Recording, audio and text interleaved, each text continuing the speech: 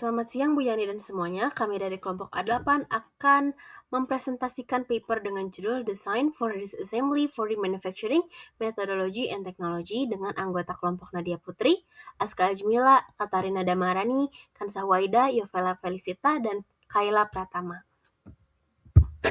Seperti yang telah kita ketahui sebelumnya, siklus hidup produk dimulai dari tahap ekstraksi material hingga mencapai akhir masa pakainya atau end of life. Salah satu strategi end of life yang memiliki nilai tambah yang tinggi adalah dengan melakukan remanufacturing, di mana remanufacturing merupakan proses mengembalikan produk atau komponen bekas ke kondisi layak pakai seperti produk baru.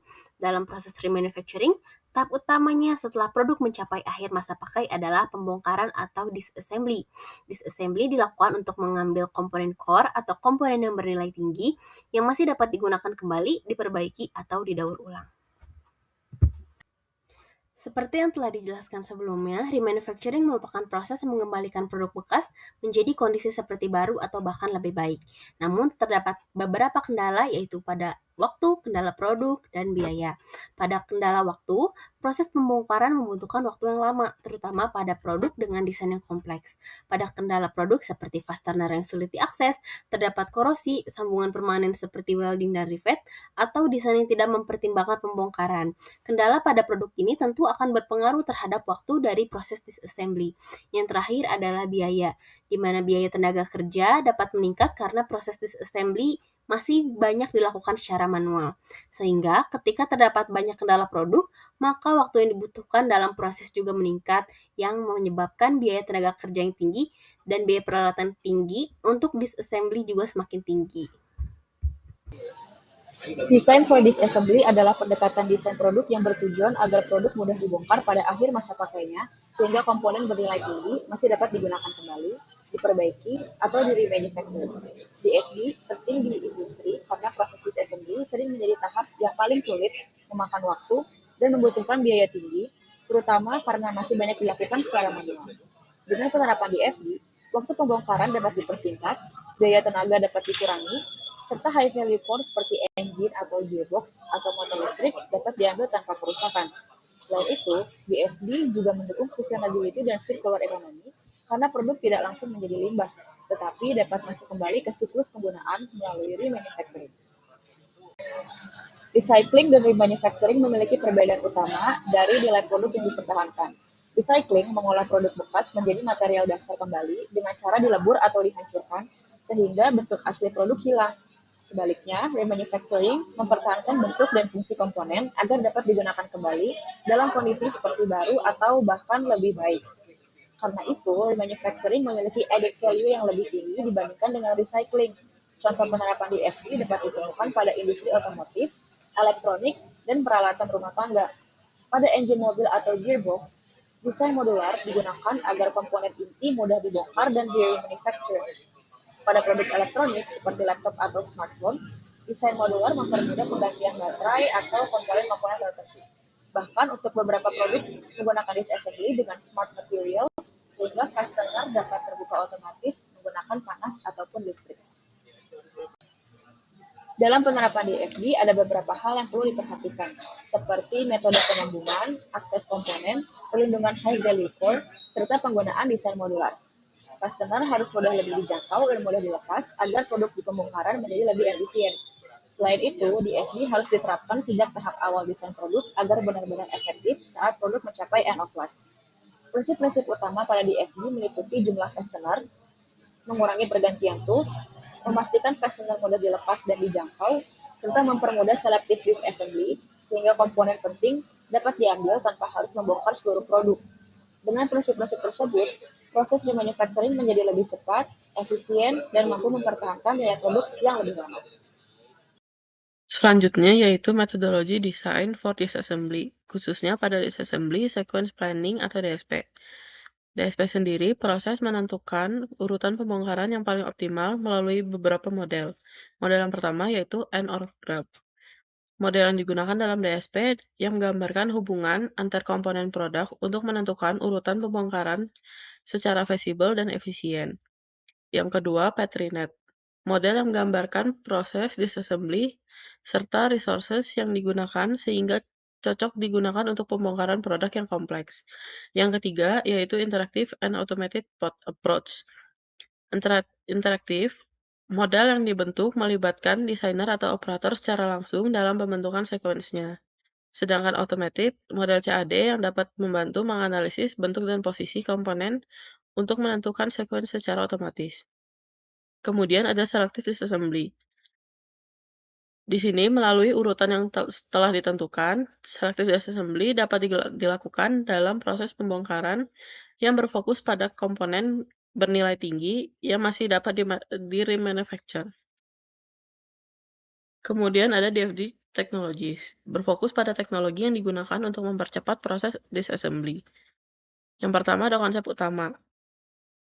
Dibagi menjadi dua, yaitu ada yang pertama, one-to-one disassembly. Satu aksi pembongkaran hanya melepaskan satu fastener atau pengikat. Metode ini dilakukan secara manual yang cenderung memakan waktu yang lama dan membutuhkan tenaga kerja yang lebih banyak. Yang kedua, one-to-many disassembly. Satu trigger atau satu aksi dapat melepaskan banyak fastener sekaligus. Metode ini lebih efisien karena mempercepat pembongkaran dengan mengurangi tenaga kerja operator. Yang kedua, disassembly embedded design. Mekanisme pembongkaran sudah terdapat di dalam produk, sehingga produk diberi mekanisme khusus agar mudah dibuka. Yang ketiga, active disassembly. Menggunakan pemicu eksternal seperti panas, magnet, dan tekanan, serta memanfaatkan smart materials seperti shape memory, alloy, dan shape memory polymer. Kemudian ada three-prong approach for design for disassembly. Three-prong approach adalah kerangka konseptual yang menggabungkan metodologi, teknologi, and human factors untuk meningkatkan efisiensi proses disassembly dalam remanufacturing. Ada 3 aspek, yaitu yang pertama ada metodologi, berperan untuk menentukan urutan pembongkaran yang sistematis dan optimal. Yang aspek kedua, teknologi, berperan mempercepat pelepasan komponen dan dari fastener. Yang ketiga, human factors, berperan mempertimbangkan operator, ergonomi, instruksi, dan kondisi kerja. Pada slide ini dijelaskan contoh studi kasus mengenai penerapan Design for Disassembly atau DFD pada Chevrolet Corvette Stingray, khususnya pada bagian engine atau mesin kendaraan. Masalah utama yang dialami yaitu proses pembongkaran mesin mobil dengan ruang mesin yang sempit sehingga operator sulit menjangkau fastener atau baut pengikat. Selain itu, beberapa baut bisa mengalami korosi dan akses alat juga terbatas sehingga proses pembongkaran menjadi lebih sulit dan memakan waktu. Untuk mengatasi hal tersebut, digunakannya solusi berupa AND/OR sequence untuk menentukan shortest path atau jalur pembongkaran paling efisien. Dengan metode, operator bisa mengetahui urutan pembongkaran terbaik untuk mengambil komponen inti tanpa membongkar seluruh bagian. Sedangkan dari sisi teknologi diterapkannya ADSM atau Active Disassembly Using Smart Materials yang menggunakan shape memory alloy. Material ini dapat berubah bentuk ketika diberi stimulus seperti aliran listrik, sehingga beberapa komponen dapat terbuka otomatis dan proses disassembly dapat memakan waktu yang lebih cepat. Kemudian dari sisi human factor digunakan marker warna sebagai petunjuk visual dan desain posisi mesin yang lebih ergonomis agar operator lebih mudah, nyaman, dan aman saat melakukan pembongkaran.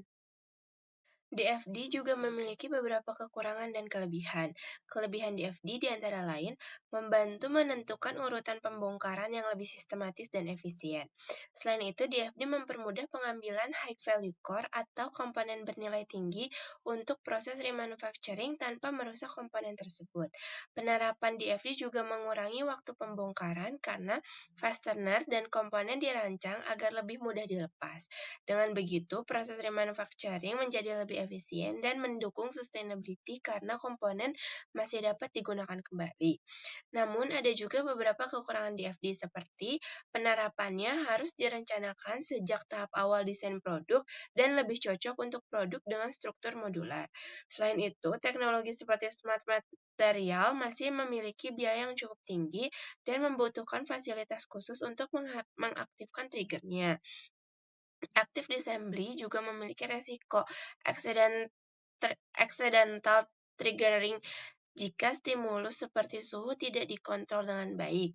Jadi meskipun DFD memberikan banyak manfaat, implementasinya tetap perlu mempertimbangkan desain produk, teknologi, dan biaya yang digunakan.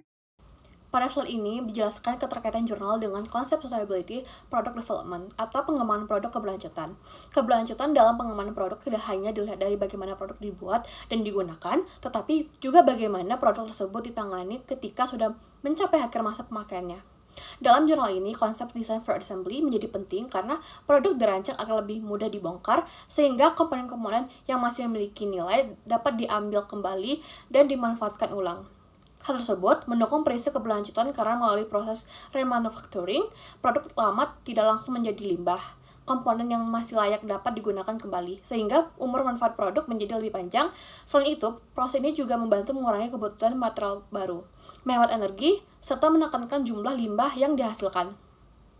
Konsep ini berkaitan erat dengan circular economy karena material dan komponen tidak langsung dibuang setelah produk selesai digunakan, melainkan dikembalikan ke siklus pemanfaatannya. Dengan demikian, jurnal ini menunjukkan bahwa desain produk yang memperhatikan kemudian pembongkaran sejak awal dapat menjadi salah satu strategi penting dalam menciptakan produk yang lebih berkelanjutan. Keterkaitan jurnal dengan height of value and over legacy terlihat dari fokus pada upaya mempertahankan nilai komponen setelah produk mencapai akhir masa pakainya. Strategi ini menekankan bahwa produk yang sudah berada pada akhir masa pakainya tidak sebaiknya langsung dibuang atau dihancurkan, tetapi diolah kembali melalui strategi yang lebih mampu mempertahankan nilai tambah produk. Salah satu strategi yang paling sesuai dengan jurnal ini adalah remanufacturing. Dalam jurnal, remanufacturing dijelaskan sebagai proses pengembalian produk bekas ke kondisi yang setara atau bahkan lebih baik dari produk baru. Strategi ini memiliki nilai tambah yang lebih tinggi dibandingkan recycling, karena bentuk dan fungsi komponen masih dipertahankan, bukan hanya diolah kembali menjadi material dasar. Selanjutnya, konsep design for the assembly berperan sebagai bentuk utama. Dengan desain yang mudah dibongkar, proses pengambilan komponen inti atau high value core menjadi lebih cepat, aman, dan efisien. Jurnal juga menekankan pentingnya strategi di assembly, yaitu pembongkaran yang tidak dilakukan pada seluruh bagian produk, tetapi difokuskan pada komponen tertentu yang memiliki nilai untuk remanufacture. Dengan pendekatan tersebut, nilai tambah produk dapat dipertahankan lebih lama. Komponen ini tidak langsung dihancurkan, tetapi dapat masuk kembali ke proses produksi atau penggunaan. Pada slide ini akan dijelaskan mengenai tantangan dan peluang pengembangan desain for disassembly atau DFD di masa depan. Salah satu tantangannya adalah smart material seperti shape memory alloy yang masih memiliki biaya produksi cukup mahal. Selain itu, terdapat risiko accidental triggering, yaitu fastener dapat terbuka tanpa sengaja karena suhu atau stimulus tertentu. Kemudian, masih belum ada standarisasi desain karena setiap perusahaan memiliki bentuk produk yang berbeda-beda. Namun, ke depannya terdapat peluang pengembangan seperti penggunaan artificial intelligence untuk menentukan urutan pembongkaran, robotic disassembly untuk membantu proses otomatis, serta smart fastener yang dapat terbuka menggunakan panas, listrik, atau magnet agar proses lebih efisien. Berdasarkan pembahasan yang telah dijelaskan, dapat disimpulkan bahwa design for disassembly membantu proses remanufacturing menjadi lebih mudah, cepat, dan efisien. Konsep ini mempermudah pengambilan kembali high value core, serta membantu mengurangi limbah produk pada akhir masa pakai. Dalam penerapannya, metodologi yang digunakan untuk menentukan urutan disassembly, teknologi membantu proses pelepasan fastener, dan human factors mempertimbangkan kenyamanan serta ergonomi operator. Selain itu, DFD juga mendukung sustainable product development dan circular economy. Sekian presentasi yang dapat kami sampaikan. Terima kasih atas perhatian yang telah diberikan. Mohon maaf apabila masih terdapat kekurangan. Terima kasih.